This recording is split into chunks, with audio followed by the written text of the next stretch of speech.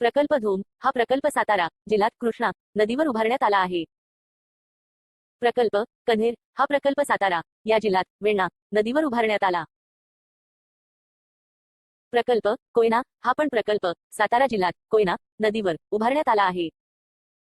प्रकल्प वीरा हा प्रकल्प रायगड या जिल्ह्यात उभारण्यात आला असून कुंडलिका नदीवर आहे.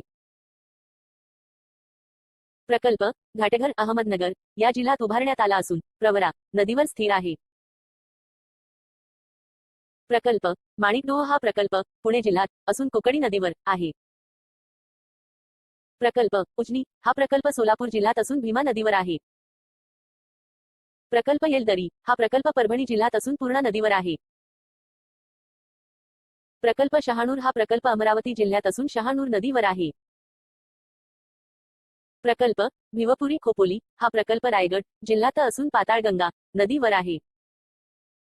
प्रकल्प भाटघर हा प्रकल्प पुणे जिल्ह्यात असून वेळवंडी या नदीवर आहे. प्रकल्प खडकवासला हा प्रकल्प पुणे जिल्ह्यात अंबी या नदीवर उभारण्यात आला. प्रकल्प भंडारदरा हा प्रकल्प अहमदनगर जिल्ह्यात असून प्रवरा नदीवर उभारण्यात आला.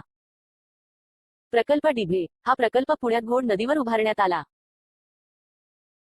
प्रकल्प पवना हा प्रकल्प पुण्यात असून पवना नदीवर आहे. प्रकल्प दूधगंगा हा प्रकल्प कोल्हापूरमध्ये दूधगंगा नदीवर उभारण्यात आला. प्रकल्प राधानगरी ठिकाण कोल्हापूर नदी भोगावती.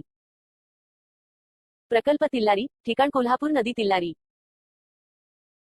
प्रकल्प भातसा ठिकाण ठाणे नदी भातसा. सर्वात मोठा जलसाठा कोयना आणि जायकवाडी.